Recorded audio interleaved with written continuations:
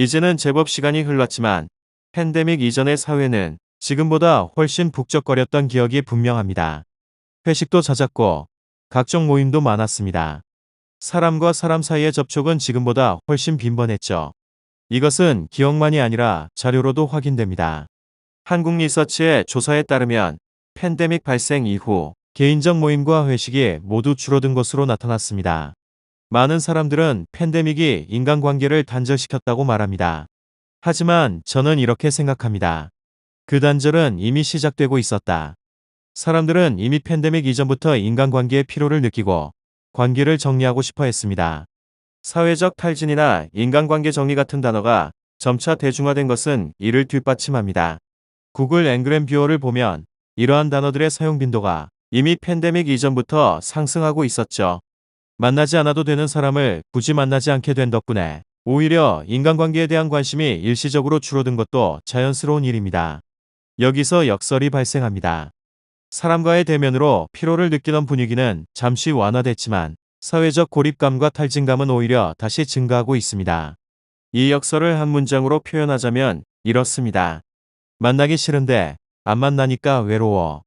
신경과학적으로 인간은 도파민과 세로토닌 같은 보상, 회로의 신경전달 물질을 갈구하는 존재입니다. 우리는 이것을 더 빠르고 더 확실하게 더 많이 얻을 수 있는 방향으로 행동을 설계합니다. 스트레스를 최소화하고 보상을 극대화하는 방향으로 말이죠. 하지만 사람을 만나는 일은 피로도가 큽니다.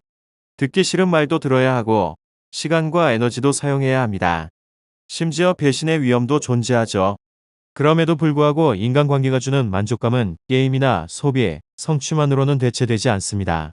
그 이유는 바로 사회적 인정, 그리고 그와 가장 밀접한 호르몬인 세로토닌 때문입니다.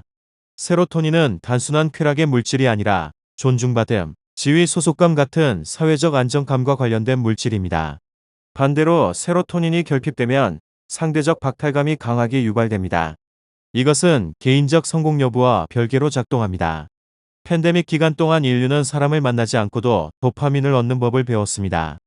쇼핑, 게임, 콘텐츠 소비는 폭발적으로 늘었고 이로 인해 일시적인 삶의 만족도나 여가 만족도는 높아졌습니다.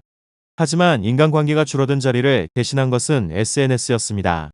문제는 지금까지의 연구 결과에 따르면 SNS의 보상 구조는 세로토닌이 아닌 도파민의 영역에 가깝다는 점입니다.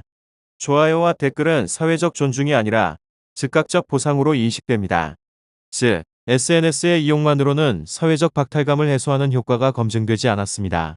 1인 가구의 증가, 1인 노동의 증가 등이 부각되는 현 시점에서 인간의 고립감 해결과 사회적 만족도를 상승시키기 위한 해결책은 분명히 필요한 것으로 생각됩니다.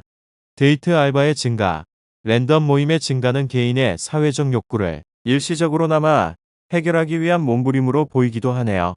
하지만 결국 지속가능한 행복을 얻는 것이 현명하지 않을까 하는 것이 저의 생각입니다.